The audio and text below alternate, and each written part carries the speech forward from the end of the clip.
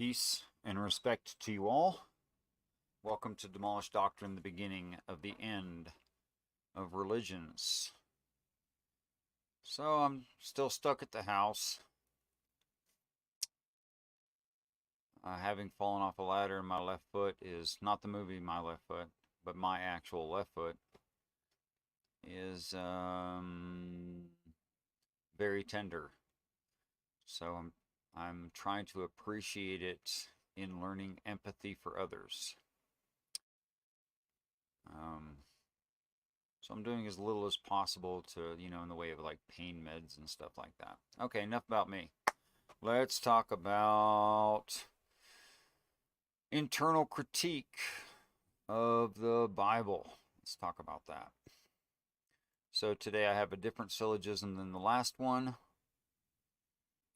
that I would present and see what you guys think about it. Maybe help me work on the wording of it. And certainly you could critique it to say something like, okay, that's illogical. The premises don't go together. The conclusion doesn't follow. Something like that. Okay, premise one. Mankind on an earth is the only creature of God's creation that goes through the great tribulation and washes their clothes in the blood of the Lamb.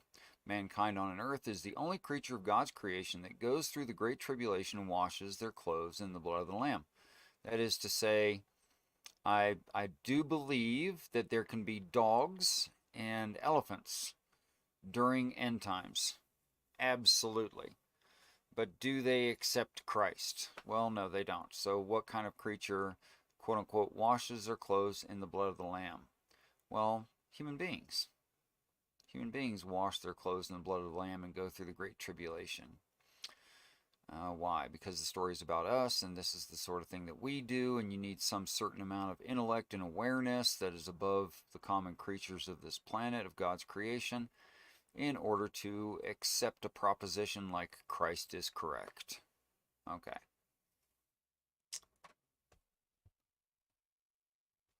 Oh, it doesn't change slides unless I am on that page. Okay, so there we go. Now we're on that page. Premise 2. Angels tarry, that means stay with long term, with God in heaven, having been through the great tribulation and having washed their clothes in the blood of the Lamb.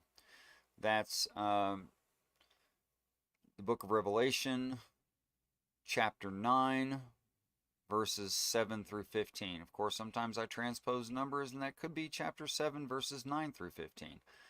But it's definitely in there. And there was a great multitude that no man can number, whereas we have been numbered. We know how many people are on the earth right now. We would also know if end times should start, the approximate number. We have been counted. In fact, there's even a scientific estimate of how many human beings there have been on the earth throughout all of the history of this earth. That's something about 110 billion. Okay, so we can be numbered. And it calls them angels, and then says that they live with God, and then it reads that they live with God, and then reads that they went through the great tribulation and washed their clothes into the blood of the Lamb, and that's how they got to be living with God. Okay, so that's where that is in the text. And the full syllogism. Mankind on an earth is the only creature of God's creation that goes through the great tribulation and washes their clothes in the blood of the Lamb. Angels tarry with God in heaven, having been through the great tribulation and having washed their clothes in the blood of the Lamb. Conclusion. Angels were once mankind on an earth. There you have it.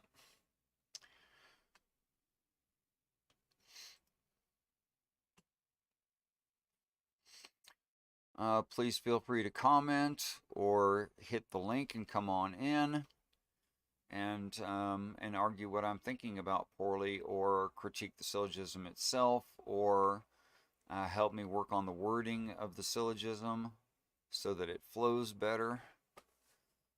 But as far as I can tell, this is already valid and sound.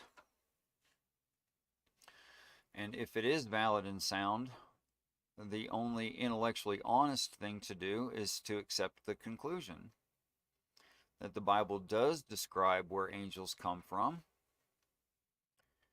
how they earned their position tarrying with God in heaven, and that they necessarily were once mankind on an earth. But of course, I welcome you to come and argue.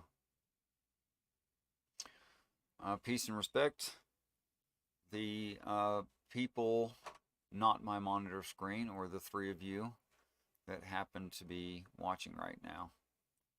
Thank you so much for that. Please comment. Please give feedback, because I am not a preacher. I am not someone who can just go on and on and on. Ain't my style.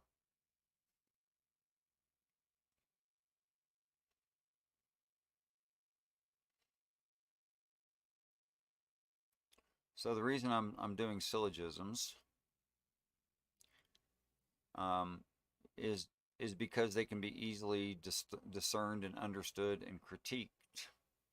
And I talk about these things. I've been talking about these things for years. But it seems that I don't get direct argumentation against the assertion normally in conversation. And the only rationale that I can come up with why someone wouldn't directly argue with some assertion like this is that maybe they're having trouble tracking it, or it's too much to remember at once, and perhaps they get a little sidetracked and they start thinking about related topics and start talking about those things instead of addressing the argument. Lost a viewer. Have a great day. Peace and respect. I guess I said that too late if they already dropped. But anyway, I tried. Peace and respect, Mr. Maynard saves. Hey now, don't dream it's over. Hey now. I think this is actually, okay, I'm not sure the artist was meaning to talk about religion and the arrival of heaven. In the Great War at the end, the Ragnarok, the Armageddon. But man, the lyrics to that song really sounds like end times. Hey now, don't dream it's over.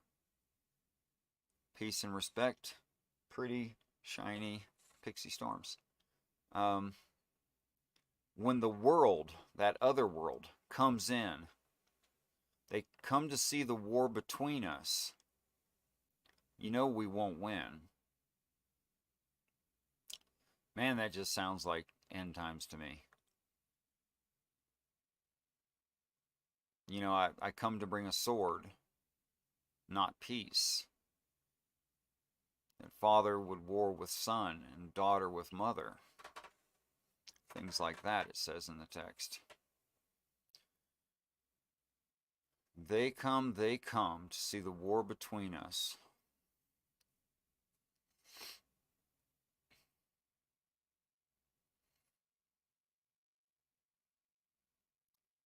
If you have time and availability, Maynard, Pixie normally doesn't. Pixie's nearly always working. But if you have opportunity, hit that link. Tell me what you think of this syllogism. Or if you have questions about it, inside chat, please be inclusive of all you mean to say. Please write it very, very plainly, because I am not good at interpreting what people are saying if they don't actually literally say it. Please use all the characters you need. Fill up that side chat for your question if you need to.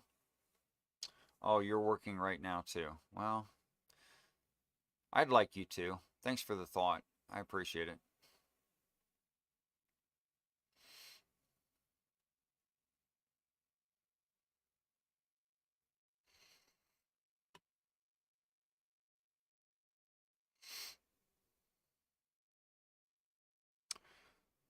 There are so many of these. I'm only just getting started writing these syllogisms.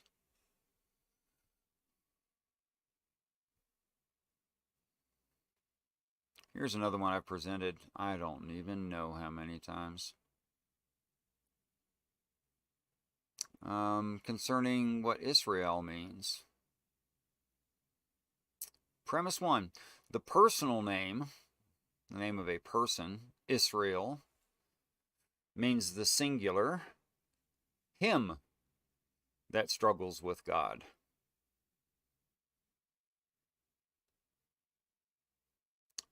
The national name or name of a group, Israel, would then mean all those that struggle with God.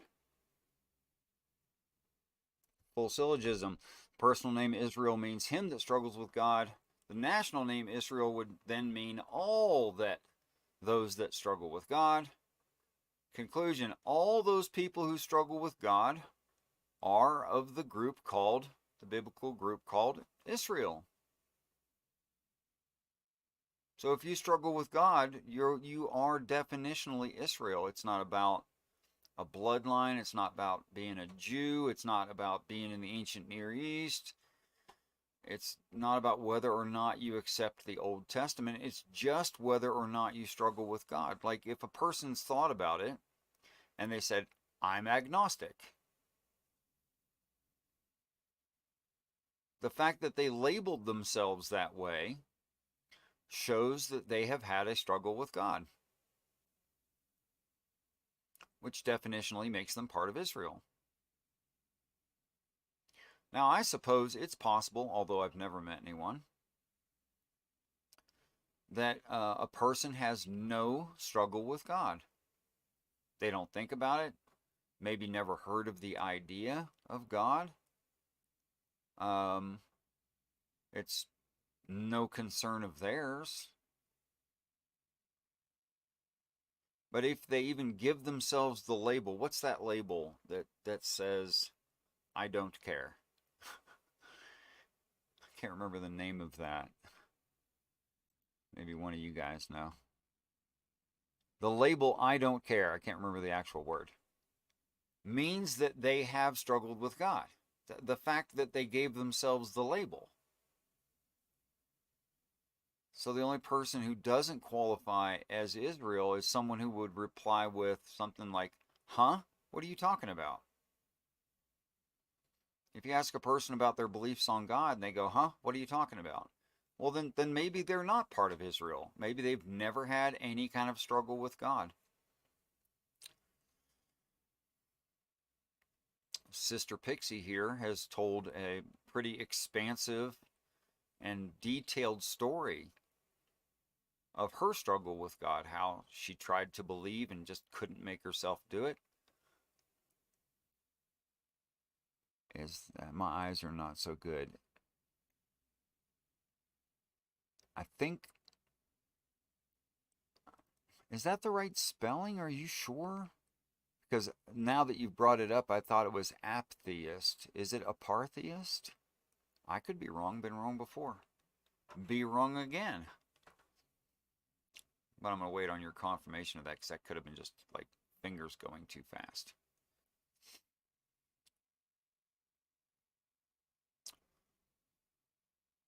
Aphtheist. Okay, so my pronunciation is not indicative of the actual spelling because I'm pronouncing it as others instead of the spelled. Thank you. Yep, I'll buy that. Yes, spell check is a horrible monster. I have and you have a rather unusual vocabulary, and what spell check tries to do is tries to make you to conform to this extremely average colloquial usage vocabulary that most people have. So if you use unusual words, it tries to fix them. So I always shut it off.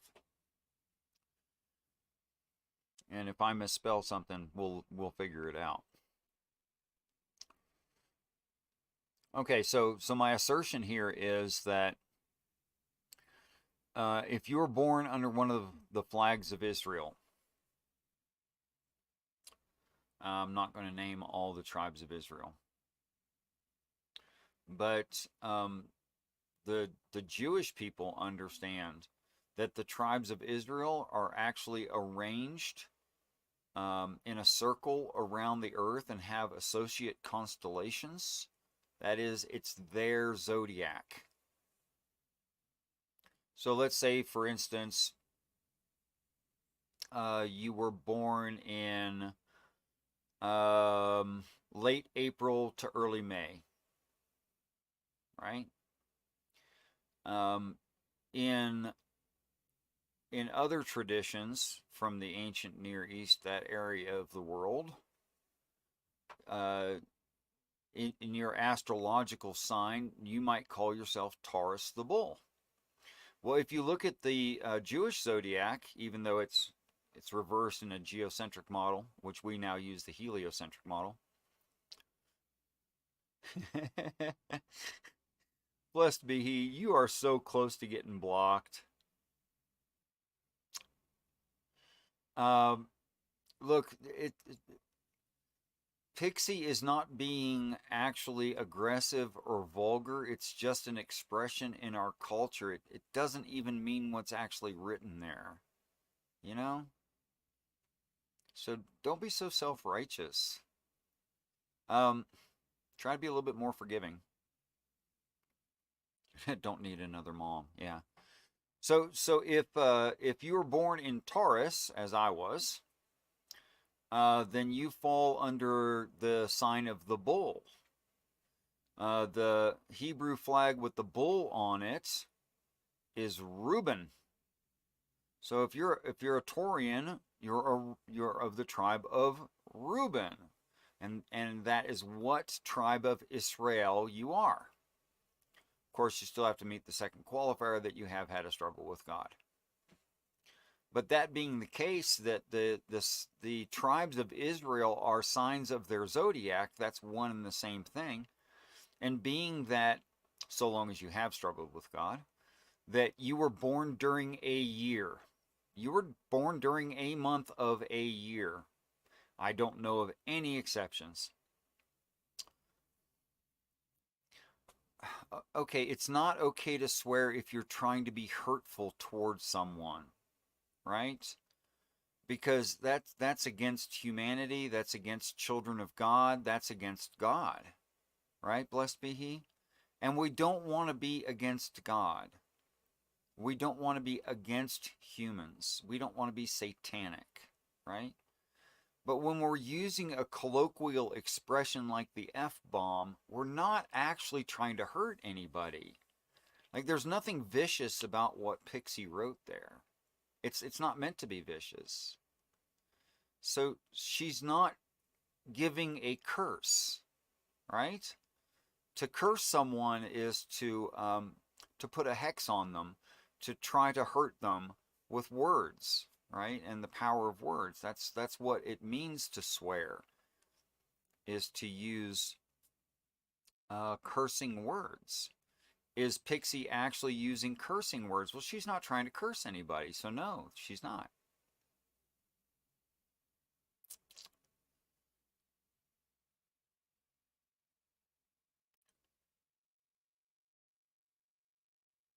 So I think you're just misreading it. You're reading too much into it. And I'm personally not offended at all by people using curse words not toward me.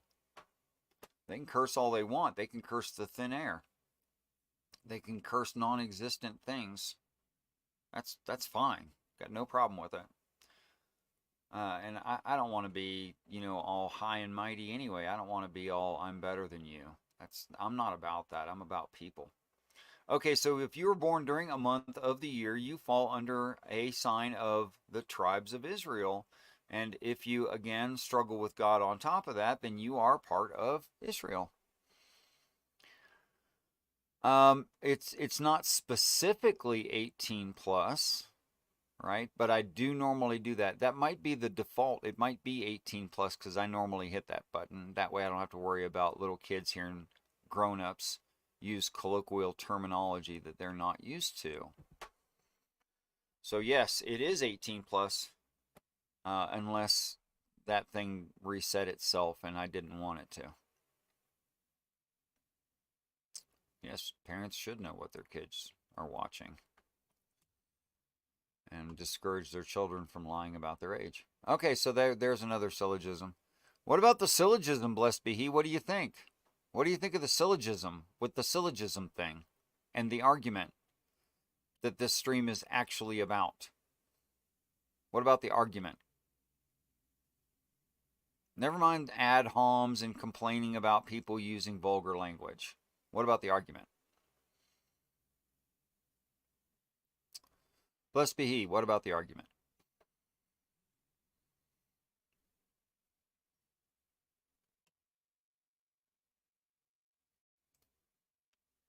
Okay. Here's another one.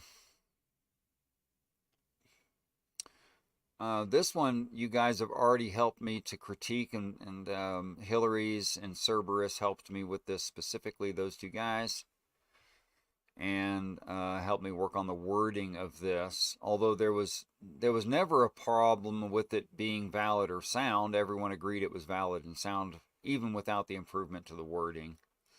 But the idea of a syllogism, you want to keep it encapsulating. You want to encapsulate all of the pertinent information, everything necessary to say, nothing that isn't necessary to say, so succinct as possible. And of course, two related premises and a conclusion that follows. Here it is. Mankind is part of the creation of God and is finished when in heaven. God rests on the Sabbath from the finished creation. God's Sabbath rest begins when mankind is in heaven. Moving the conclusion down to premise 1, God's Sabbath rest begins when mankind is in heaven. God's Sabbath rest has happened in the past. Conclusion, mankind has ascended into heaven in the past. Moving the conclusion down again, mankind has ascended into heaven in the past. Mankind has not ascended into heaven from this earth. Conclusion, mankind ascended into heaven from some other earth in order that God had a rest, past tense, and God rested, past tense.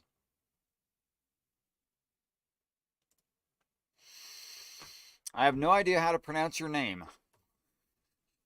If you wanted to write a pronunciation of that, I would actually appreciate it. I'm going to say T.A. Sconey. I'm going to call you T.A. for now because I can't really tell what that is. Peace and respect, and welcome to you, T.A. Brucifer.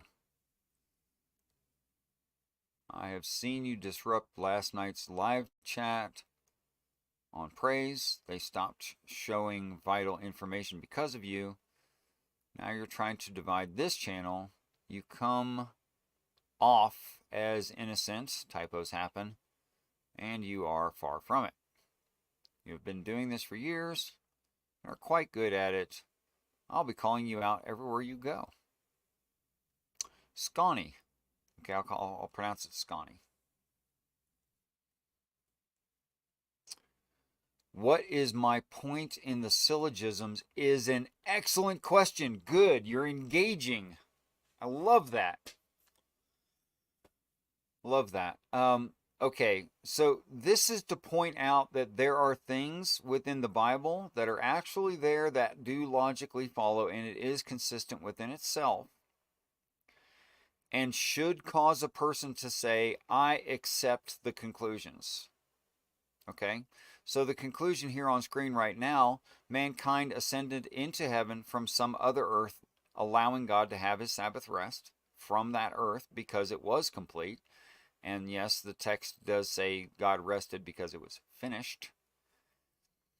Um, then I can say that the Bible is demanding, it is claiming within itself that there have been more than one earth.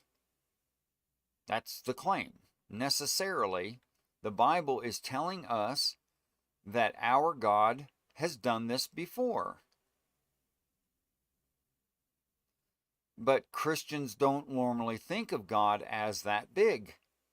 And they tend to be proudful. Believers tend to be proudful and say, we're the only earth ever. The entire universe was made just so we have something pretty to look at out there at night, when frankly, a moon would have done just fine. We wouldn't have known the difference had there never been any other stars, right? We would have been just fine with just a moon and a sun, right? So all of that out there, all that huge amount of material was what? To be pretty for us? And it serves no other purpose? Or could it be that the Elohim made multiple planets, which we do see, and some of them are Earth-like, like this planet, and their intention is to have the children of God, human beings, inhabit those planets. And that's why all that stuff is out there. It's not just for pretty. It actually serves a purpose. Peace and respect, Hillary's emails. How you doing, brother? So that's why I'm pointing out. I'm pointing out that because of dogmatic Christian views promoted by churches, people read the Bible, right? But they don't really think about what they're reading. Well, I was shown in prayer that these things are important, that there's nothing there by accident whatsoever. It means exactly what it says, and it says it enough that it should be obvious.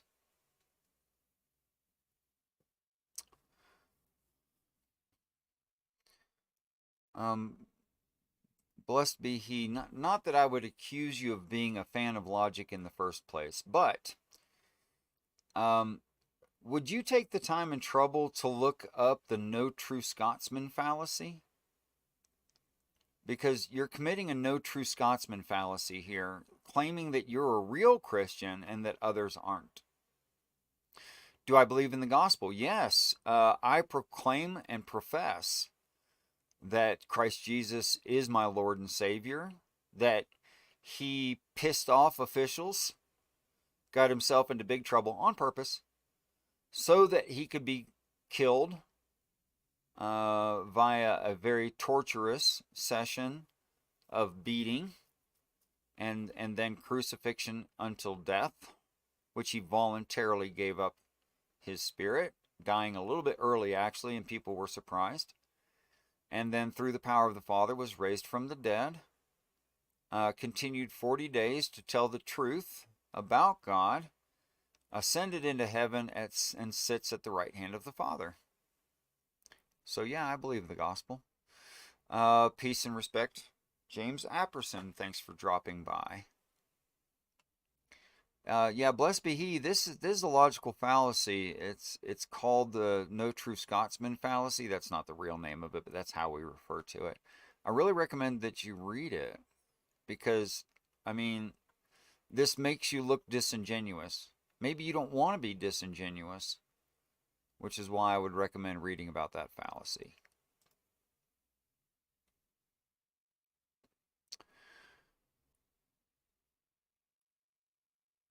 I thought I made that pretty clear. For the vicarious redemption of all sins of all persons. Um, yeah, I believe that because whether we're talking about the Father who did these things, and you have, like, for instance, Jews and Old Testament believers, right, who already have a faith in the Father, or whether you're talking about an agnostic atheist who lives into end times and meets the Christ and is convinced by them, either way, uh, their sins were their sins are forgiven. Grace is extended to them because of the sacrifice of the job, Christ Jesus. So yeah, I believe that. And I believe it'll work too. And I don't believe it'll work for magical reasons. I believe it'll work because James is a tough guy. I'm going to use James Apperson as an example. Let's say, for instance, that Mr. Apperson here lives into end times. He just happens to be there for that. And let's say he's agnostic. He's undecided, right? So he sees the signs of end times, the announcing miracles, right? He sees all that, and he goes, "Oh, this does look like what all these religions were talking about," but he's unconvinced, and he's just kind of sticking it out, seeing what happens, right? And then 29 planet and moon-sized spherical objects with the correct decorations of an eagle's face, the face of a lion, the face of a calf or bull, and the face of a man. That is the four corners of the zodiac evenly spaced, just off of east, north, south, and west. The correct decorations. They've got the six-winged thing, although decorative, not actually for flight. And he sees all that. And descending out of that are these human beings. And these human beings are really, really, I mean, the men are just gorgeous, and the women are just, I mean, as close to perfect as a human being could be. And they come and they talk to him. Peace and respect, Odin. They come and talk to Mr. Apperson, and they say, "Look, we're angels. We used to be mankind on an earth. I mean, I get what you're going through. I can see why right now you've hung around this long, and that you're a skeptic. Good for you. You're a thinking person. Awesome." And James might take that as actual evidence that he needs, right? Because it would be, and it'd be his experience, and mostly people just accept their experience because it's their experience. And he could change his mind and say, "Gosh, I didn't know that this is what the religions were talking about." And the angels would be like, "Yeah, we're just ancient humans from another planet, and we're here to pull your butt out of the fire because you're destroying the planet and causing climate change, and you're poisoning the oceans and everything else, and we're offering you this better life just because we're actually genetically related, and we care about you for that reason." In other words, on the part of the angels, it's kind of selfish. That they want to, have their children, and we are that. We are those children. Well, then he wouldn't be agnostic anymore. He'd be a believer at that point, and he would ascend to heaven, right? But being when he came to believe, would decide what heaven he went to. After all, we know that there are multiple heavens because it uses it in the plural, and says that, for end times there will be a new heaven and a new earth. So why the new heaven? Because it's not infinitely expansive inside of heaven. And when you add a population to a place, that takes up space. So there needs to be, with every new earth, a new heaven. It's just real simple and straightforward, I think. Well, gosh, I'd like to answer you, blessed be he, but I don't know what you mean by purified. Okay? I could could hypothesize what you might mean by that and try to answer, and I might be right, I might be wrong about what you mean. Okay, so I was born a Catholic, right? But it didn't really take. I never believed what they were saying. In fact, a lot of it really put me off, and I thought, man, that's just not true in reality.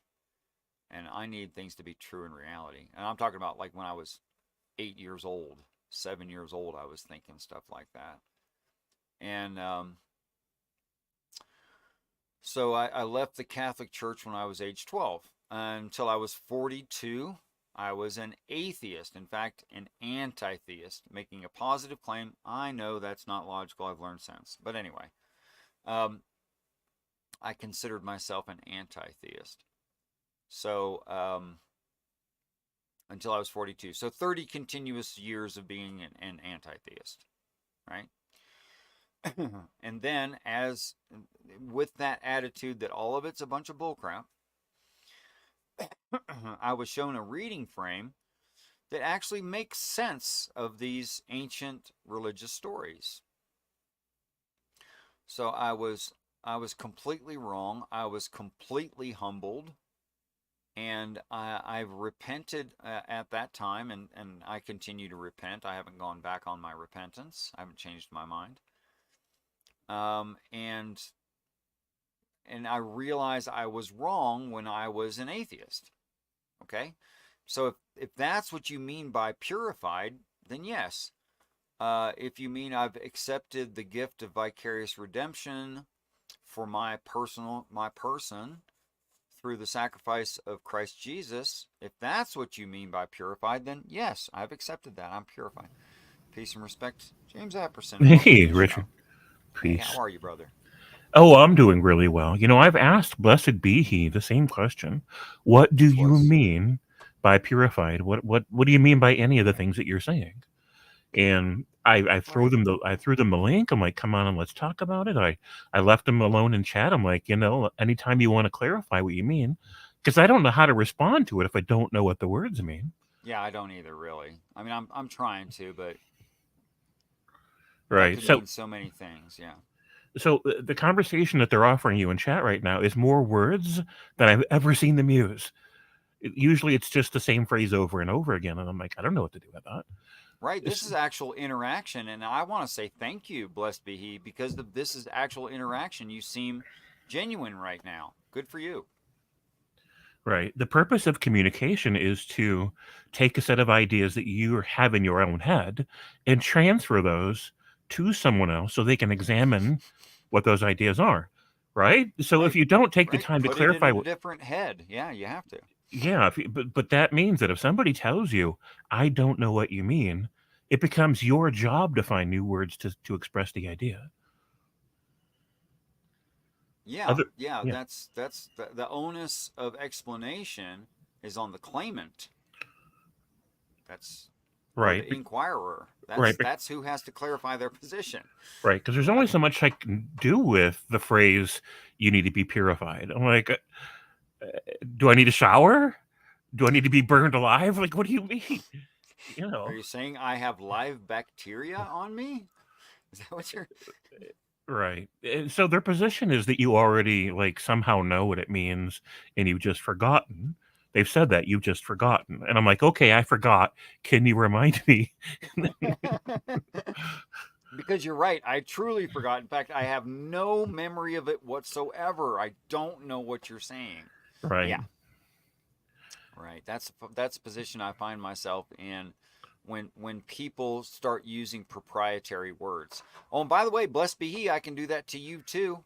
I can use proprietary words. You won't know what the hell I'm talking about. Let me give you an example. I'm a machinist, a novice machinist, but a machinist just the same. So if I say to you something like, if you use a 7/32 instead of a golf bit, when you're tapping for quarter 20, your thread mesh is not going to be sufficient for any real torque. Well, what I just said was completely true, but it's proprietary. Like any machinist would have agreed with what I just said. You can look it up. You go back and write down what I just said and look it up through an AI bot, and it'll agree with me. Mm. Because what I just said was a fact. But what the hell did I just say? Who knows? Yeah. And Peace from State Christian Carpenter. I find the same problem in Bibles for me personally. So Like what? often I'll read a passage and I'll be like, I don't know what that means. And it can mean so many, like, for example, the idea of creating men in God's image. Like, I don't know what that means. Does that mean he has a nose? Does that mean he's moral capacity?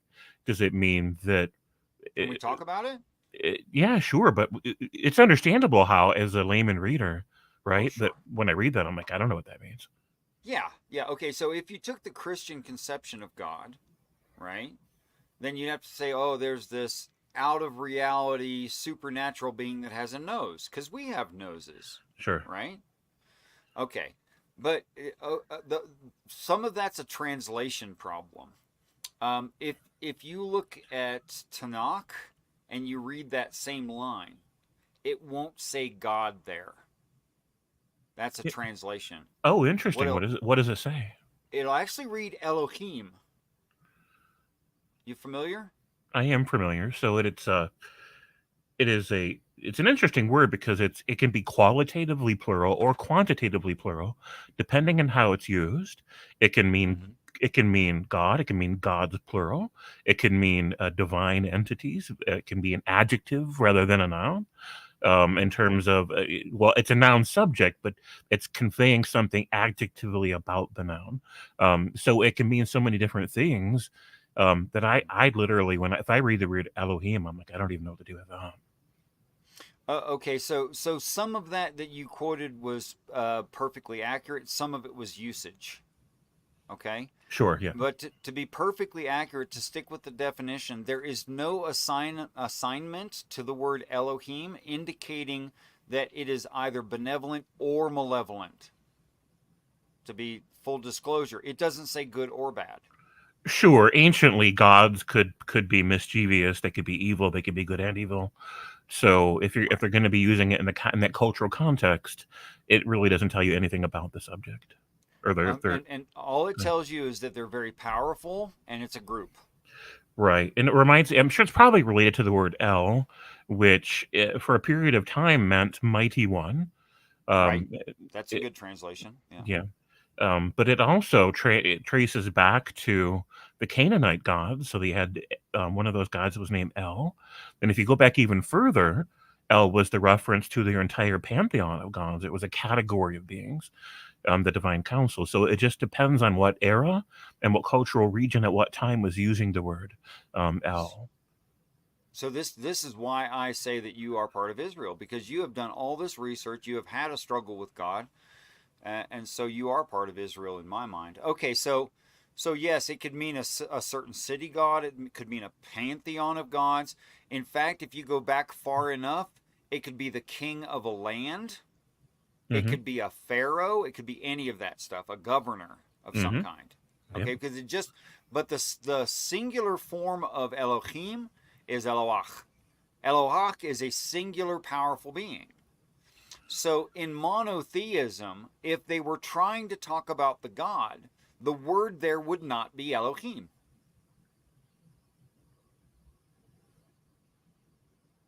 All right, because it would infer to the reader a plurality that they're not going for, right?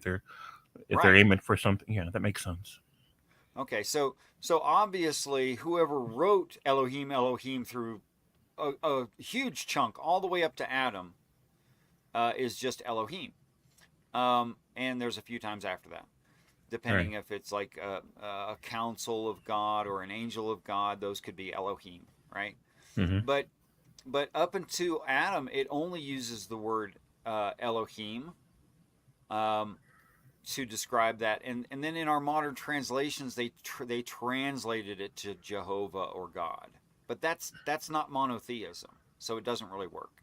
Right. Well, even that is up for, I guess we want to say, debate, because the predominant view amongst qualified scholars, and not the only view, just like the dominant view, is that the biblical Hebrews were not monotheists, that that That's they right. bel They didn't start that way. right, they didn't, because they came from the Canaanites originally. The reason why the Hebrew language is identical to the Canaanite language, if you go back far enough, is because that's where they came from. The Canaanites were polytheists. The Hmm. people that later became known as the Hebrews broke away from that polytheistic culture, and they migrated gradually between having many gods to having a favorite god to having only one that they truly worship and respect. Other ones were considered lesser gods. Eventually, those other ones became considered false gods, right? So there was a progression towards henotheism from polytheism, and eventually they migrated into monotheism. That's what I understand to be true, and very embarrassing actually to the Judaic religions that in early Judaism, it's okay. It's not proven, but it's a really strong evidence for the idea that a Moloch is a kind of sacrifice where a human infant is burned. That Yeah. Moloch wasn't a god; it was a method, Hmm. and that the early Jews were performing Moloch sacrifices. Oh yeah, it was an absolute. It was part of their cultural practice. It wasn't some. It wasn't that there was some stray Jews over here or there doing it. It was simply Yeah, part it's common. of the Hebrew cultural practice. And eventually they got away from it. Glad that they did. Hashtag progress. Hashtag progress. Yeah. And I try to Yeah, keep it in so mind. I don't hold it against today's Jews. They're not responsible for what a different, manifestation of Judaic culture did thousands of years ago. It's a right, completely right. different entity now, Yeah, but absolutely. it's troubling for sure. Yes, it is. I mean, the further you go back in time, the more superstitious and religious people are on average, Yeah. to my view.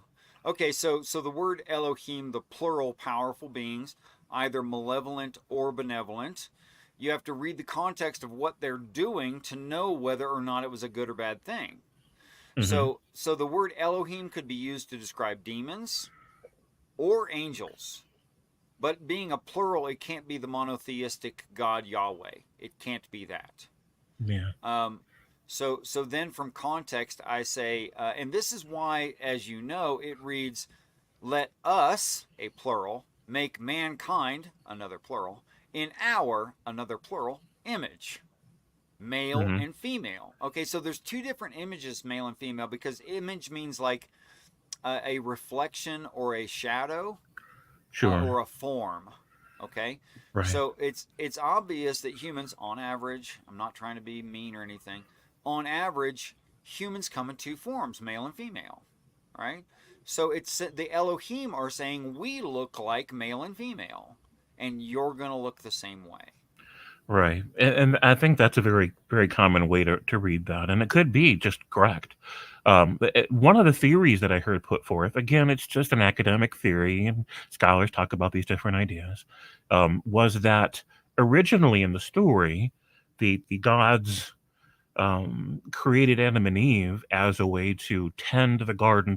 The Popularly, laymen, when they hear the story in our culture, we think that Adam and Eve were created with a garden home that belonged to them. And what some scholars have posited is that the garden belonged to the gods. Humans were just created as caretakers, to honor the gods and to take care of the garden for the gods.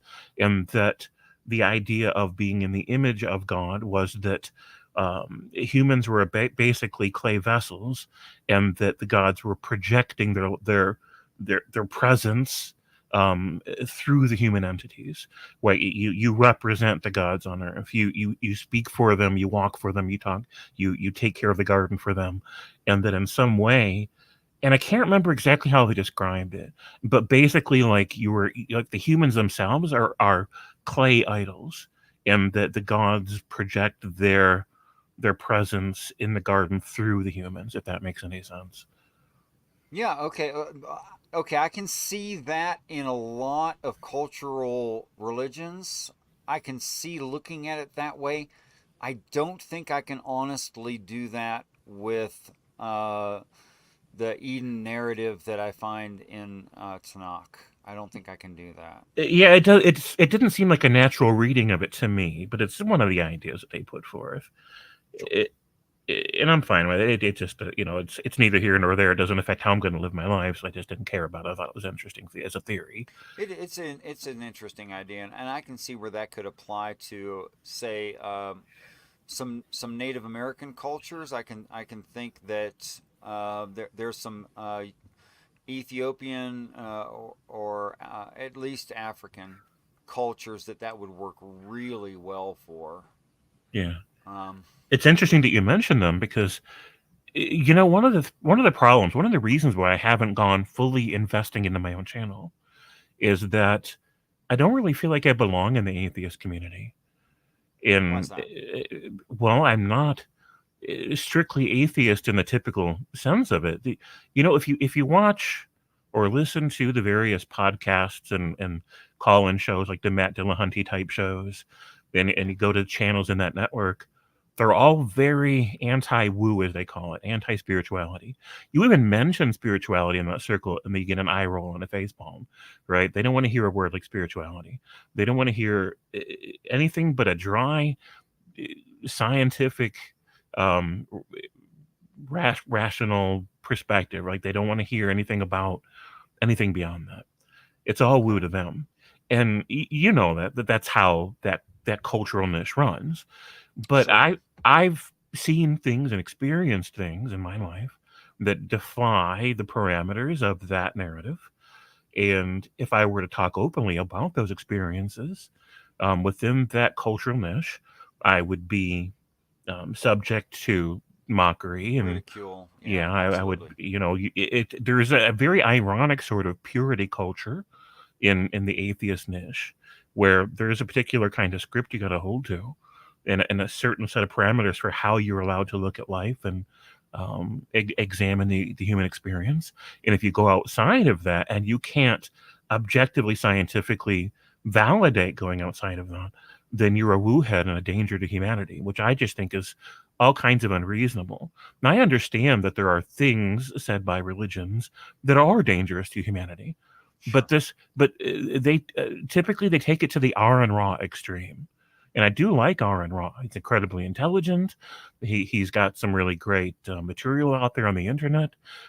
Sure. And normally I find myself nodding enthusiastically to what he says. However, Mhm. his position is that faith across the board is automatically self-deceptive, and that we shouldn't allow for any type of what he calls magical thinking because it's all the gateway drug to fundamentalism. And I'm like, come on. But That's it's a slippery slope fallacy. sure it is. And then when I hear about Native American indigenous spiritualities, man, that calls to me. Man, that resonates for me. And for a lot of different reasons. And I can map that easily onto my life experience. And there's just Mhm. something beautiful about it. And of course, who could argue with the practical benefits of a cultural narrative and of a people's way of looking at the world that Trying to fosters? live in harmony with nature. Yes, Yeah, that's hard to argue absolutely. with. Yeah, where's the downside to that? Humans would be healthier. That's the downside. Right. So, when I've talked to some of my friends about this, it's interesting because there's always this underground of unofficial members of the community where they're like, either it's a spiritual issue or a cultural values issue. Like for Mhm. example, the dominant flavor or the dominant theme in the atheist niche is liberal social justice warrior ways of looking at social issues. So everyone that doesn't hold strictly to that script, even if they agree with some of it, they won't talk about that openly on their channel. They'll only talk about it privately with each other because they know they'll be disavowed by the larger community if they talk about it openly. Their difference of how they look at how they use language or how they parse out social issues, so they can't afford to talk about it openly. And the same Right. thing comes with spiritual issues. There's a lot of people in the network that are known names, usually in the chat, that hold to different spiritual views. And they Sure. know that if they talk about that openly within that network, or what some people call the community, they'll be disenfranchised, they'll be marginalized, they'll be disrespected. And so they Sure. can't, and they don't want to go over there to the Christian kind of groups because they're not they don't want to be part of that, Oh, but they you do can't. that, you've just totally lost your mind. Yeah, and they don't want to come over here and talk about it in the atheist community because they'll be completely disavowed. There's no place for these people. Well, send them my way. I'll talk to them. All right, well, I'm one of those people, and I'll mention it to others. And it's interesting because on Myth Vision here last month, Derek was having an impromptu conversation, a stream, with Dr. Kara Cooney, brilliant Mm-hmm. and beautiful. And originally it was supposed to be somebody else, but it was supposed to be Francesca Stavrokopoulou, but she couldn't make it. And so, She the Egyptologist? yeah, Dr. Kara Cooney is. Okay. She wrote a book called The Good Kings, and I've got it, an audiobook. It's brilliant, where she talks about where, and how, and why monotheism started Mm-hmm. in large scale religious cultures, about an Egyptian king, and how he did it and why he did it, and the parallels to modern monotheism. It's a brilliant book. It was all kinds of fascinating. But toward the end of that interview, Derek said something very atheisty, right? And she stopped him right there, and she said, "Well, let me stop you right there, Derek. Just so you know, I'm a polytheist." And it caught him completely off guard because he never would have expected that. Why? Because she's educated? Yeah, I mean, he didn't say that, but come on, yeah. That's. I'm sorry, I don't want to read people's minds, and I like Derek, right? I'm good with him. I'm a moderator over at Myth Vision, but Mm-hmm. there is this prevailing, I don't want to call it a wisdom, but they're going to call it a wisdom, that if you're well educated, the more educated you are, the less room you have in your life for spiritual narratives, for anything like gods or goddesses or You know, any of that the stuff. problem I have with that, James, is it like assumes, and which is evidently not true in any large people group, that if you're religious, you're irrational. That's just not so. Yeah, it's not automatically true. It's often true, but it's Sure, not. sure. It's not some kind of axiom that we can draw a hard line with. And Right. and and I've been trying to say this on my channel to people too. I'm like, look, we have to start making space for the disenfranchised people who are spiritual minded, but who aren't our cultural enemy, right? Our cultural Right. enemies are the people that are trying to tear down society. They're trying to install totalitarian, authoritarian regimes. The people that are really trying to make the world worse for everybody and better for themselves. That's our Right. cultural enemy, right? Our cultural enemy is not just somebody who happens to think gods are real or happens to believe in spiritual ideas. And if we don't start making that necessary distinction, we're just creating this echo chamber, purity culture niche that emulates the very religions we're trying to escape from, right? Their ways of thinking and treating other people. Right. Yeah, I think what I did was I just thought, well, that problem is going to occur that you just described people are having. So I just announced it from the start. I'm a nonconformist, not on purpose to be a. It's not to be combative or anything. It's not to be special. It's just the position that I hold. The position I hold is very very fringe. So I'm somewhere in the middle between what a person would consider to be an atheist and a religious person. So yeah, I welcome that. I see that in Right. myself, and I would. I mean, I've already established a community like this. Yeah. And to be fair, Derek's stated mission statement over at Myth Vision is he wants to make room for everybody, right? He even wants to make room for Christians as well, as long as they can behave well. Hmm. He wants to be inclusive. He wants to build a larger sense of community that incorporates people of all different ways of thinking and living. It's not that he's drawing some kind of R and raw line in the sand, as I call it. But at the same Right. time, and he didn't say anything disrespectful about polytheism or religion in general, but it did definitely catch him off guard because of Yeah. the atheisty thing he just said, and then that drop, that bomb she dropped. And I don't want to read his mind. I'm just saying that I feel like even the people who are going out of their way trying to make space for that, probably we could all do better, right? And I just feel so guilty about it too because knowing who my audience is, I'm very careful about what I say in my channel. And Right. so only lately have been making a concerted effort to start making space articulating space for people of divergent views. And I don't know if they're coming over or not because they haven't said when we're in. I've got a bunch of new subscribers lately. I have no idea where they're coming from about anything because they don't tell me. Who knows? We'll see what happens. Right? Well, be sure you drop your link. I mean, I'm relatively sure I made you a moderator here, Yeah, but if yeah, I didn't, I will. yeah, Yeah, yeah. go ahead and drop your link to your effort in the side chat so people can go and check you out who don't know you. Right. In the meantime, I always feel conflicted when I talk about Christianity on my channel because, on one hand, the points I make I think are valid, need to be discussed, but I always feel kind of like a bully afterwards. Like I just keep picking on Christianity, and I Well, just it's the prevailing religion in our society and the one that needs most addressed. sure it does, and I'm just always trying to. I always feel like I'm. There's a balance there to be had because on one hand I want to call out the bullshit and the destructiveness of it, but on the other hand I don't want to come across as being hostile to the people themselves, right? Because Right. I see that they've been tricked, they've been duped, they've been manipulated. But the problem That's what I is, think. yeah, but the problem is when you're critical of the religion in general, or you're critical of certain facets of it, if they identify either with the label or the cultural movement or the basic ideas I'm talking about, then they're gonna take offense to that. And I don't know how to avoid that. If they're gonna take offense, they're just gonna take offense.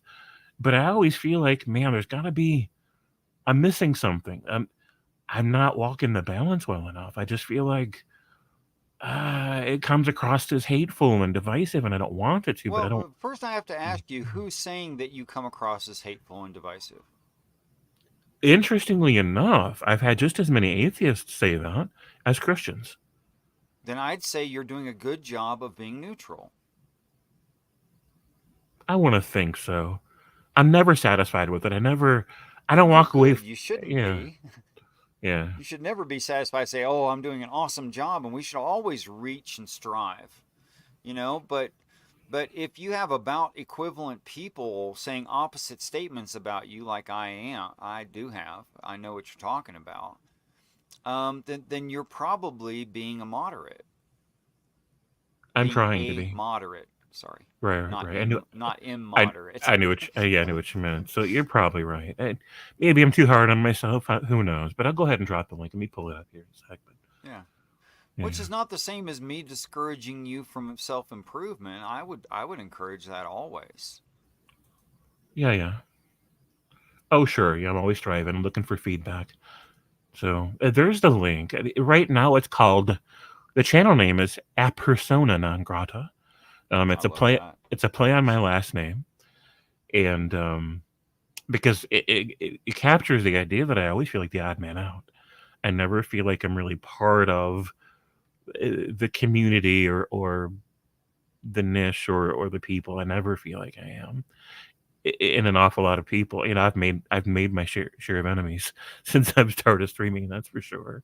You're gonna So have that. Hey, well, it's all right now. mm, I learned my lesson well. You see, you can't please everyone. You gotta please yourself. yeah, that's I want to fair. know some of these experiences that you were referring to, uh, and before I even go there, I want to say something like people who want to be strict materialists have a tendency to deny that materialism is a philosophy and discount philosophy on the whole, which is immaterial, which is interesting because it's really self defeating.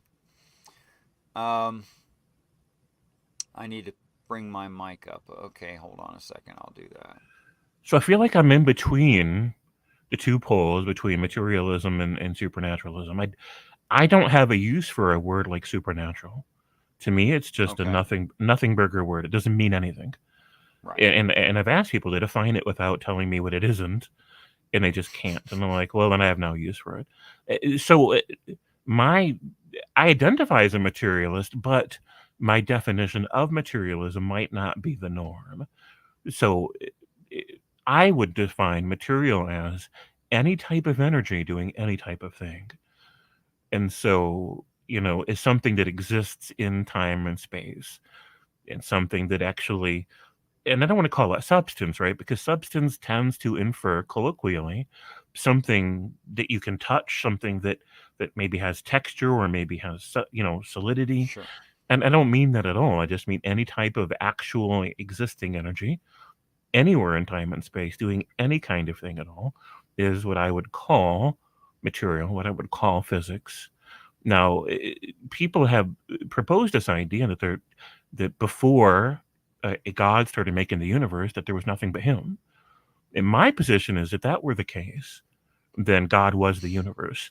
There was a universe made of nothing but God, and then He made a new universe, probably from the stuff of Himself, right? An extension of Himself, made a new universe out of that material. Um, and may or may not be part of it still. I wouldn't know. Like, it's just how does that make I sense? don't know. I wouldn't know how to sort it out, but I know that something can't be out of existence. I know that. Yeah, yeah.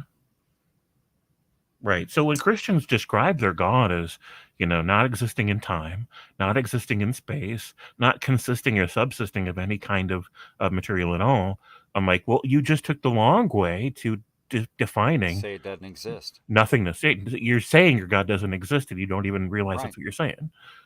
Yeah. So it's interesting because Dr. Francesca Stavrokopoulou wrote a book called God and Anatomy, where she explains that the Hebrew ideas of gods and then later the God, they were physical entities. And they even had anatomy, like they had sexual anatomy even. And this Sure. idea that gods must be non-physical entities without a literal body is a later developed idea, according to her. Yeah. And In fact, I believe the Elohim, be they demon or angel, the stories insist have a physical self, Mhm. including sexual organs. They Right. reproduce. Yeah. Yeah, that makes sense to me. Even the spirit, a lot of Christians, their typical reading today is that spirit means supernatural. It means non-physical. But in the original Bible stories, according to these scholars, I'm not a scholar. I'm just telling you what they're saying. Is that the spirit was an active energy? It was a material energy, and it was what the wind was made out of. And that wind, as it filled people's lungs, it gave them life. So it is the breath of life. And so when you stop breathing, your last breath goes out of your body. It goes back into the collective of wind in the world, which is the spirit energy of God. And then you have expired. Yeah, You breathed out and you didn't breathe back in. right, right, exactly. So this idea that the spirit must be non-physical, that's a modern idea. Like, it's not Yes. how anciently people were thinking about it. No. No, but I think it's true that if you inspire me, I breathe your breath. Mm, Yeah. That what we're talking about there is, constructs of mind requiring brain, of course, but hmm constructs of mind, the way that we think about things, the way we experience things. And I think that accounting for culture, that they weren't talking about the fact that air moves in and out of me, hmm you know. But when they're talking about the intrinsic person, they're talking about those kinds of aspects. And that's become that kind of immaterial constructs, the way we think and experience things, has transformed itself over time, and religions trying to differentiate each other because you're wrong and I'm right. Um, has become this third entity of self that I think it was never intended to be. Right. So, examining the issues of identity, like what is the self, is actually part of what led to my deconversion like 12 years ago. It all Mm-hmm. started when I watched Star Trek when I was a child. And it occurred to me that when people got on the transporter pad, they were dying and they were being reproduced somewhere else. How old were And you? eight or Guess. nine, 8 or 9. That's really good for an 8-year-old. Yeah. Yeah. I'm like, "Eh, they're dying. Like, what the fuck is that shit?" And and then later on, see, I was raised in the JW cult for the longest time, and they believe that when you die, you stop existing except in the memory of God. He remembers how he made you. And That's an so okay way to say it. Yeah. Yeah. So when he in the new system, as they call it, when he resurrects you, as they call it, he remakes you. He remembers, and but he makes a perfect version of you. He cleans it up, and the new you doesn't have the flaws that they had before. Yeah. If you have genetic damage, that gets corrected. Yeah. Sure, but then it occurred to me, the same thing is happening. They're calling it a resurrection, but it's a replacement. A It perfect, is a replacement. That's yeah. right. Yeah. And I'm thinking, if I'm going to go through life and make a whole bunch of personal sacrifices and try to figure out whose boot I'm going to lick so I can make it into some new world, it's not enough of a reward for me that my clone gets to be there. Fuck him. Fuck my clone. I don't see, but here's the point. I don't think your clone would feel that way. No, they wouldn't. Well, if they inherited my memory from when I realized the problem, then Mm-hmm. they would incorporate that into their way of thinking, and they would say, okay, I have a sense of identity with that person, right? Like Right. something of them I'm carrying forward into this world, but they themselves would say, but I recognize I'm somebody else. If they remembered me realizing it, if they don't remember me realizing it, then they'll probably just simply Well, identify as if they somebody don't else. realize, if they don't remember you realized that and perceive it as their own realization from this other time frame, this other Yeah, paradigm, yeah, then they can't be called you. And if they can't be called you, what's the point in replicating you as them to others around? it, right, it wouldn't even, it would all just be a giant hoax. right. It would be a lie. Yeah. And they would probably recognize it as a lie, depending on how they remain. Now, it's possible for a super being, call it a god if you want to design these clones in such a way where they're incapable of experiencing certain realizations as a way to make sure that they never call bullshit on it and rebel. It's Right, but possible, then you theoretically. just got liar god. Sure, but Just that's that's just a deceiver. sure, and this is the reason why I baked into this is so many layers of deception, hollow promises and deception, that I realized I just couldn't become a GW. I never dedicated to it anyways. I was Right. always like, some of the stuff they said made sense, some of the stuff they didn't, and I was on the fence about it, and eventually I deconverted entirely. Um, but that's where I am. So when people talk about even like the typical views of going into heaven after you die, and that we've got this soul that ascends into heaven, I still ran into similar problems, like with the ship of Theseus, right? Yeah. And even with my identity now, in no way, shape, or form it's meaningful. Am I the person that was born with these fingerprints and this DNA back Mm-hmm. in early 70s? In no way am I that same person, right? But Early 70s. early 70s. In no way am I that same person. Right, So, right. Of course not. I'm so old. Like, I can't even believe how old I am now.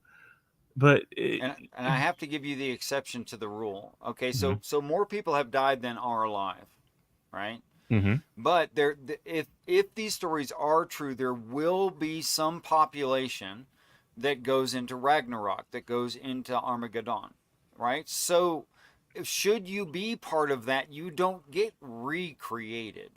You mhm, you don't become cloned. mhm. Cloning is for the dead. That makes sense as a theory, as a narrative, sure. So, but even still, like, if I never die, in terms of what people normally refer to as death, let's say that something happens and I no longer have, I'm not going to have to die, whether it's science or aliens or whatever. Well, it would still be true that the person that identifies with this name 1,000 years from now, assuming they don't change their name, Doesn't is exist. this person won't exist that's here now. Right. I'm still going to end up being replaced. Mm-hmm. And so this is part of the ship of Theseus reality of our existence. It's very Well, you've been much partially replaced since you began the sentence. absolutely, I have been. Absolutely, exactly, Richard, That's not exactly. a problem. Right. Yeah. It's not a problem. I've made peace with the fact that I'm constantly dying and being born anew as someone else. Constantly. It occurred to me one day that death and life aren't opposite ideas. If you look at an explosion and you freeze it there in real time, the life of that event is also the death of the event. What we call death is the spending and transference of energy. What we call life is the spending and transference of energy. It's the same phenomenon looked at from two different perspectives. Does that make any sense? So far, yeah, that's pretty It, good. so it Never thought occurred, about it. yeah. So it occurred to me, like, look, if we light the flame on top of a wick and we continue to watch it burn, a minute later, we're going to say, as a practical frame of reference, that's the same fire. It's the same flame that we lit. From a practical frame of reference, that's true. But Sure. technically, it's not true at all, because in the moment that we lit it, there's an event happening there, a chemical event. There's, you know, consumption of energy, transference of energy. Light leaves, heat leaves, it reaches us. And then it recycles into the universe, and it is a different form of energy. So a minute later, it's all new fire that's been replaced constantly. It's all And you new can break heat. that down to as small of a fractal as you want to. Right. So I don't know if there's anything smaller than a Planck length of space or time. I have no idea, but we don't need to know, right? The point is that it's only a practical frame of reference to say that it's the same fire. The same thing is true of a storm that moves across the sky. Now we can name the storm Hurricane Richard, and it moves across the sky, and the whole time it's pulling in resources to fuel its dynamic life, and it's moving across the sky. Now suppose for a moment that all the microscopic, tiny little water molecules that are carrying electrical current between them are like a brain synapse, right? And so suppose that all these electrical currents are generating sentience, and then we can liken it to what it's like for us as we move across the cosmic sky, right? So it's pulling in resources, it's spending resources, it's thundering and it's lightning, right? It's having these brilliant flashes and it's having these tumultuous um, struggles across the sky. And constantly it's changing shape. Constantly it's spending energy and bringing in new energy. And it's also changing its relationship, not just to its individual parts, but to the environment that it's moving across with, It's right? interacting, yeah. Yes, absolutely. So it's constantly changing. So we can say it's the same storm that we saw an hour ago or a day ago, but it's technically a different storm, right? Every new moment is a different storm. It's just a practical frame of reference, like the fire lit upon the wick, to say it's the same. It's a Sure. functionally practical way to frame the narrative. But the truth of the identity of the storm, much like the truth of the identity of the person, is that we're constantly being renewed and replaced and changed along the way. So even if we could live forever, we can't live forever. We're still not going to, unless we stop growing, unless we stop. Or you were always going to anyway. In what way? I mean, it depends again on your perspective and what you consider to be you, and whether or not that requires a brain and consciousness, Right. because there's only conservation in different forms. There's not an end of the thing that you are. Right. That's true too. That's one of the things I realized along the way is that there's no one absolutely true or correct answer about identity. You can identify yourself by a particular talent or by your voice or by your hair or by your name or by your relationship to your parents. You can have any framework of identity that you decide for yourself is meaningful. That you decide for yourself is what it really means to be Richard. It's not going to be right or wrong. It's your narrative of identity. It's the things that matter to you in defining who you are in the world. And so some of those things can endure, right? And so I'm not proposing um, that it's not true that the me that sits here talking to you now is a completely same or completely different person as the me that was here yesterday. It's Right. just a matter of how do I want to identify who I am in the world, by what parameters, what matters to me in terms of my identity and what doesn't, and in our which of those things will persist and which things won't. So absolutely. Well, you're always a lot of fun to talk to, James, and I want to thank you for always having been you. And my experience of you has been nothing but positive, and I thank you for that. Well, I appreciate that. And sorry, I get so long-winded. I want to apologize to for that. You just get me talking. I just don't shut up. Somebody just said they're going to subscribe to me. That's awesome. Thank you. Right on. Um, yes to all of the above. That's what I think. Um, I see no reason that these things don't have practical application. And I think that if I were a clone, which I kind of already am, actually, Sure. then I mean I would appreciate that I exist just like I do now, Right. Right. you Right. know, and it's interesting to have experiences, and I don't want the experiences to stop, you know. Right. So I think I can safely assume that that's part of the nature of what it means to be human. Yeah. And of course there's exceptions, but generally speaking, that's the nature of what it means to be human being. So I imagine that people, no matter what they believe right now, would choose heaven. You know, offered to them literally. I think they would choose it. I think they would say yes. Sure. I think a lot of people, it depends on how heaven is described. Some people have a conceptualization of heaven that other people are like, yeah, I don't want to be there. No thanks. But it is Yeah, the Christian possible. conception of heaven, I wouldn't want to be there. That sounds Yeah, boring as I hell. just, yeah, boring. And how much boot can you lick before it loses all flavor? I mean, Yeah, why really. is it all about bootlicking? Right, Why? right, What right, is up with that idea? right. Morning, noon, and night singing praises to dear leader. And I'm like, no matter how Yeah, great he is, come on. you know, I'm not a great even just human being. Like no one thinks of me and goes, "Oh yeah, he's just like Einstein or Hawking or something." No, I'm just a normal guy. But Yeah, I never required a child to like, oh, you right. know, why the hell would I need Mhm. that? Right. B.S. Lewis asks, you guys don't want to jam harps forever? And like, nope, nope, No, really don't. no, that Nope. sounds terrible. I mean, if you really love the harp and that's your thing, fine. You know, So, but everybody doing that, that doesn't even make sense. right. Now, I proposed in two different streams this year what I would do if I were God. And who cares, right? There's not going to be an election soon.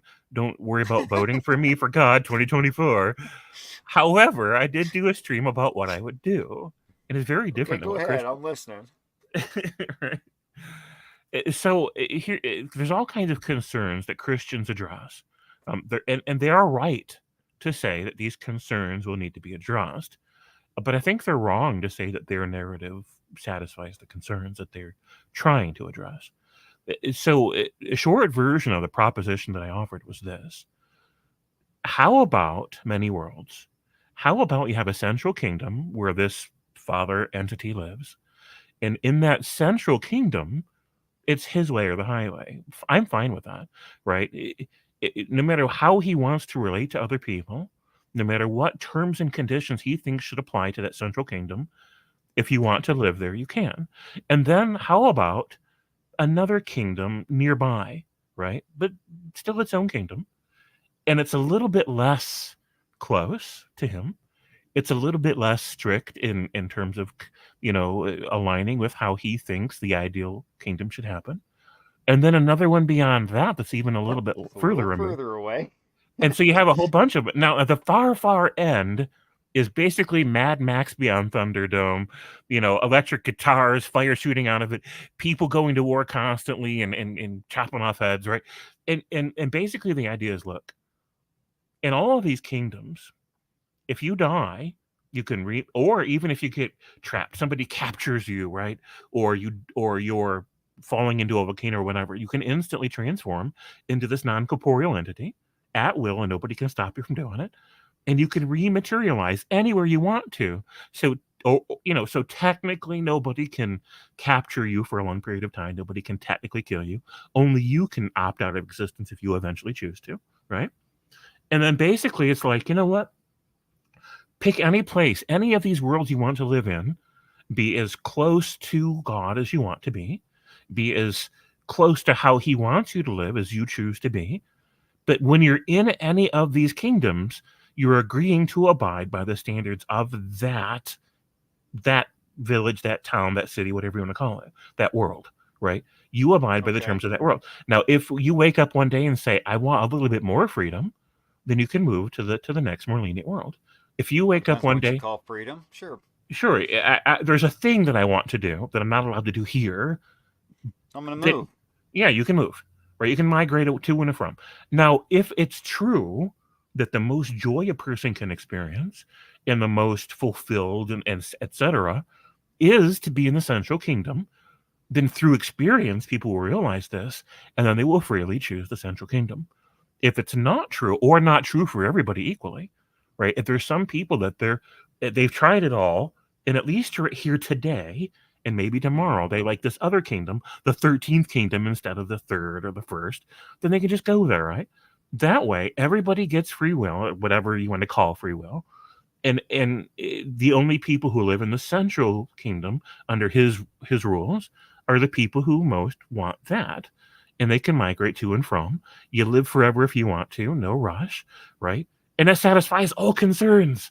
Like there's no downside to this because the only people that are living in this Mad Max Beyond Thunderdome world, like 18 worlds over, are the people that want to, right? That's it. I actually like that pretty good. I had a realization. I was watching some free YouTube where it shows movies with ads, but I was watching Jet Li's The One. Yeah, And do yeah. you know the premise? Okay, so I'm going I to do. go over the premise real quick for those who may not know it. People in the future are able to travel between multiverse, and for each universe, there's an addition of every single person. So there's, say, just for argument's sake, there's 200 of you, James Appersons, with Hmm. slightly different names and slightly different situations, but you're essentially one entity spread throughout these universes. So this guy goes around, he starts killing the other himself. So he starts self terminating all except for the one he's pointing at. And every time he does that, he collects more of the essential him into one person only, and his eventual goal is to become the last one, the one. But it gets down to where there's only two of them, so they share the power equally. So they're both basically demigods. Is how it ends. And now one of them goes to a universe where his recently killed love of his life has not been killed, and he starts his life over there with all this power and benefit, right? And the other one, the one who was killing himself off, he goes to a prison planet where he fights all of the other prisoners constantly for eternity, um, to maintain the highest position possible on this prison planet. And it struck me they both went to heaven. Yeah. Right, one of them gets a paradise of his making where he gets to constantly exert his dominance over others and You kick their see that? ass to prove it. And the other Yep. one finds a different kind of satisfaction based on the life he wants to live. Right. Sure. Welcome, Hillary's. Yeah, James is totally describing things the way I see it. I think heaven for me would be like a university, and the God area, like he was talking about, would be like the admin building, and then all the like personal universes would be um, like fraternity houses. So you can go and visit your friends and do whatever. And like everybody's got different rules, different dress codes. Maybe in one frat house you have to wear a toga. You go to the admin building, you got to dress up, dress up. So yeah, I agree. It's interesting to me. In the reading frame that I've very, very specifically adopted, um, there's a scene in the Bible where Michael and his angels are fighting Satan and his angels, and Hmm. Michael loses 4,000. Okay, so what's that mean? Well, first of all, it means an angel could be killed. But then there's the resurrection in the first place, or the making of clones in the first place to restore. So if heaven were already doing that, they would just restore them. This is the story of Valhalla. This is the Norse myth. So perhaps there is a section of heaven, a frat house, and it's Michael's frat house. And if you're into live hard, die young, make a beautiful corpse, eat, drink, and be merry, for tomorrow we die. If that's what you appreciate, you go work for Mike. Right. Yeah, exactly. But I think there's going to be enough diversity in heaven and enough niche experience that is necessary for the sustainability of the entirety of that utopian society, that there's going to be things that we can't even dream of in opportunity there. Yeah, I love that idea. So somebody said, Harpo Blue says, Star Trek isn't real, so it's not a good paradigm for a philosophy, right? But this misses the point. I'm not saying that, hey, since I think Star Trek is real, I'm gonna make sure I never use a transporter, right? The point is that it made me realize something about a proposition being put forth by some popular religions, right? That's it. It just made me start to think more deeply about identity, and to compare that with what different religions are saying. So, as an inspiration for new ways of thinking, it certainly was quite valuable for me. It didn't require that I assume Star Trek is real. Right on. So, and then I'm not sure how to pronounce. Is it Scone? Scone? T-A? He wrote it out for me, so I know now that it's Scone. Scone, okay.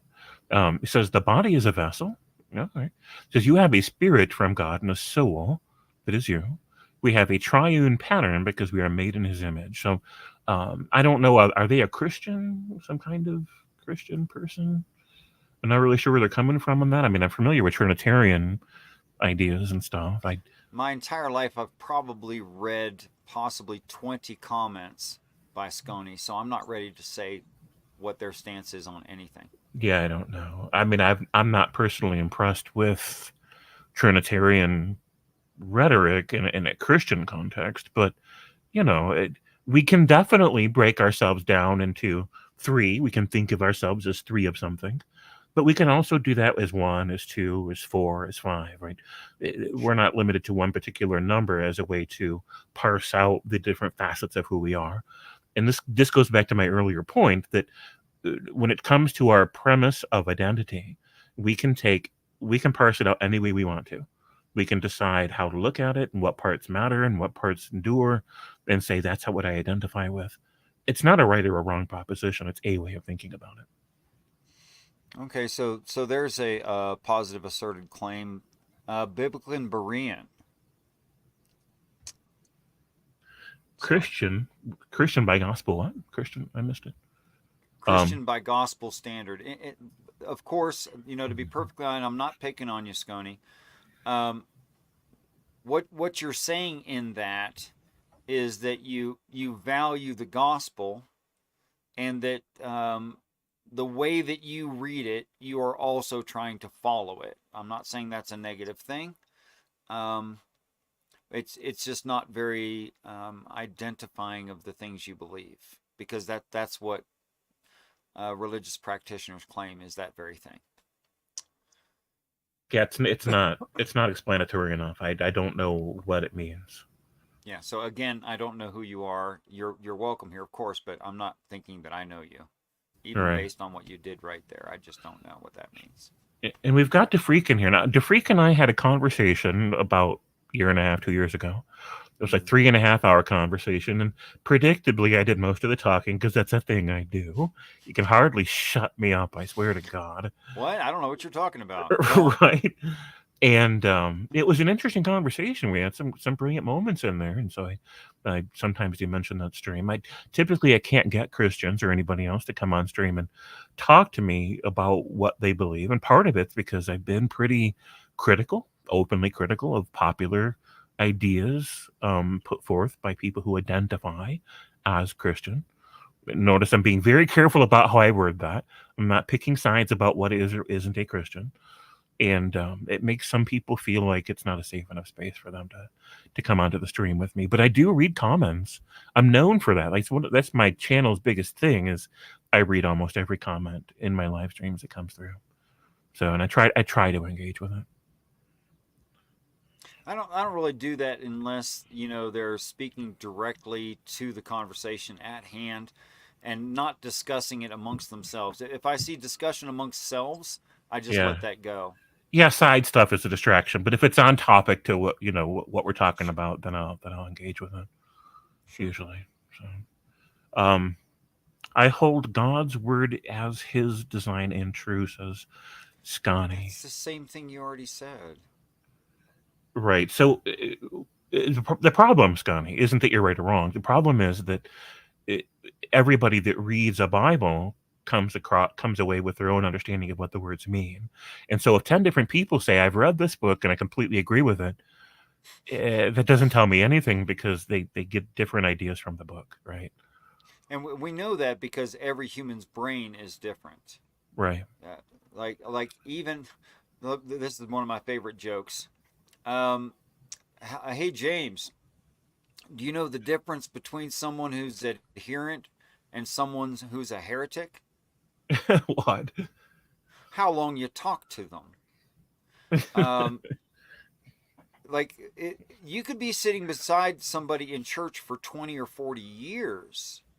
Mm-hmm. And if you talk to them enough, you're going to find a difference. And suddenly, although they were a brother 1 second ago, they're suddenly a heretic. Oh, that reminds me of a brilliant historical example, Anglican Church, hundreds of years ago.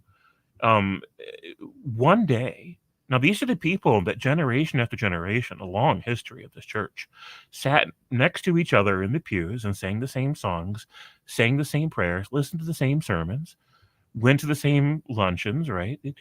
The idea is that they all happen to share this narrative of what the Bible says, what it means, and what that means to them. But one day, somebody got to talking about the Trinity, and then discovered that the person they'd been going to church with this whole time had a completely different understanding about what they've been taught from the pulpit in that church. And they said, no, it didn't mean. Last week when we had a sermon about this, it meant something different. And then they got to talking and they found out that half the church was Trinitarian and the other half was not Trinitarian. And they didn't know that only half them was Trinitarian, because the problem is that these words and phrases meant something different to each individual hearer, and they all just assumed that these words and phrases meant the same thing to everybody else in the church. When they discovered it didn't, they ended up with a big schism, and it tore the Anglican Church in half. It's not that half of them started to be Trinitarian. It's not that half of them started to be not Trinitarian. They always were divided and never even knew it, because those words and phrases were so ambiguous that they just didn't know there was a difference. True story. So we're still subject to that today. It's so funny. I heard the argument earlier today on someone else's channel. The claim by the channel holder was that there are 44,000 was the number I think they spat out, Christian denominations. Mm. And I disagree. I think that is not true at all. But in fact, that there is a different Christian religion for every Christian. Yes, technically true, yeah. So how many is that? Just in the Catholic Church, it's something like 5-point-something billion people or something, 3-point-something billion. It's a bunch. Right. Right. This is the reason that I've said no. Man, it's a controversial statement, but it is my position that no two people have ever mentioned the same God. They've never even mentioned the same God. Right. Now, there could be a single super entity that thinks of himself as a God, and that is inspiring a great many people. So if we think of it in terms of who and what the entity is, we can say that a million different people made some reference to him. But if we talk about the conceptualized entity within their own mind, then we're having a new discussion now, right? This works the same for people. When I meet somebody, or if I've known them for years, my senses bring in information, visual information, tactile information, auditory information. And what happens is my brain generates a 3-dimensional hologram that represents the external person. So I'm not actually hearing the person. My brain is translating electrical impulses that were received by the sound that received by my ears, right? So my interpretation of that person is not going to be the same as the source person's interpretation of who they are. I'm going to hear them differently than they hear themselves. I'm going to see Yes. them differently than they see themselves. So the figure that I have in my mind that represents who they are is different than the figure they have in their mind that represents who they are, and vice versa. Now, Right. so even if there's a super entity in some phantom realm somewhere, I mean, even if he is communicating with some people in some kind of a way, the same problem is going to happen there too, except I think even more extreme, because we're not actually hearing sound, we're not actually touching skin, right? So they're even further removed, and that creates even more opportunities for us to fill in the blanks, right? There's a thing called the blind spot in the human visual center, right? We don't see as much as we think we're seeing. Our brain fills in the difference. The same thing happens with people that we know. Our brain fills in the gaps of the unknown elements of the person with prior life experiences from similar people. Sure. And so what happens is the conceptualized entity, the living, breathing entity within our mind that we experientially know as the other person or as the God or whatever, is unique to the experiencer. It is That's not. exactly what I'm saying. Yes. That everyone experiences it. Yeah. Right. And so in that way, no two people have ever mentioned the same God. You can't. Right.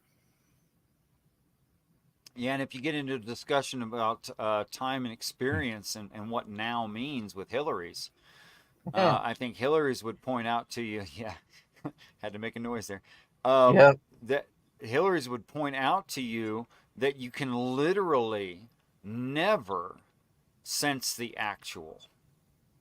Right. Oh yeah. There's that too. Preach it, Hillary's. Somebody tell us about that, because I've been I'm doing all the talking. I feel bad. I'm Explain. hijacking it.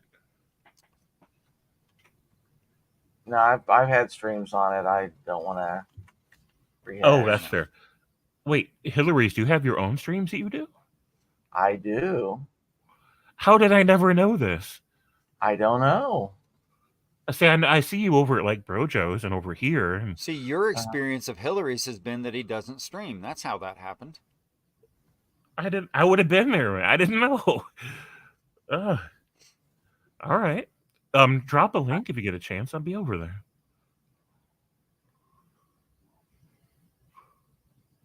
So, well, BS Lewis has their own streams, and they're here in chat today. yeah. Well, yeah, drop that link if you would, please, Hills, and we'll share links and stuff. Why is oh my gosh, what is wrong here? I've just been there are so many gray names in my side chat of and people that I feel have earned trust, that they are trustworthy. I need to change that to blues. Yeah.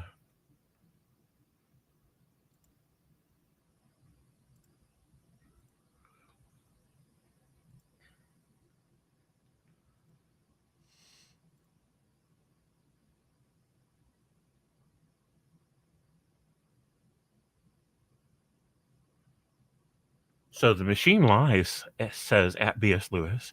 Your video on Dimbob was hilarious. Saw it on Abtard because half the show was about me. I don't know what channels those are, but yeah. So Jim Bob, whatever his name is, they call him Dim Bob. It's hilarious. Yeah, it's whatever though. You know, when I see Jim Bob, I hear him. I just think somebody that's hurting. He's not feeling connected. He's not feeling resonant. He's unhappy within himself, and he's just trying to. He doesn't know how to relate in a better way. I feel bad for him. Jim, I know who Jim. Go ahead. Sounds a bit sad. He is sad. I mean, I feel sad for the person. You know what I'm saying? Yeah. So I don't. You know, he gets really offensive. Like he told Mike from Answers in Atheism, he kept calling him old balls. Shut up, old balls. He just kept like lashing out, and I found it hilarious on one level, but on the other hand, sad because you know where that's coming from. That's not coming from a place of peace and joy. It's coming from some other place. I'm like, well, what are you gonna do? Okay, guys, let's wrap this thing up. I'm going to go do something else for a while. I'm getting kind of hard to hold still. Yeah, that's fair. Final thoughts, James. What what is what is future James um, restored, resurrected, vivified, perfected, cloned? What does that even mean? Do you mean who do I hope to be in the future? Yeah. So, ironically, I hope to be someone in the future that doesn't think nearly as much about religion as I do currently. It's already taken up so many of my personal resources, my precious time, energies, passion, attention. In some ways, that engagement has been productive for me. I won't say it's been a complete waste. However, when I look at people who are much more involved in the arts, much more involved in ways to be creative and expressive, and much more involved in ways to connect people instead of talking about the disconnects. I want more to be that guy in the world. I want the future me's to be that. So that's it. That's if there's any direction, I don't want to become more atheisty. I don't want to become more right railing against the religious machine. I want to make peace within myself enough that I heal enough from all that angst, right? And just can move past it. I'm not exactly at the angry atheist phase. I'm past that, but I'm still giving way more attention to these issues than I think is healthy for me. And so it's a matter of trying to figure out exactly how to channel my energies into something that I think will be more creative and more beneficial for people.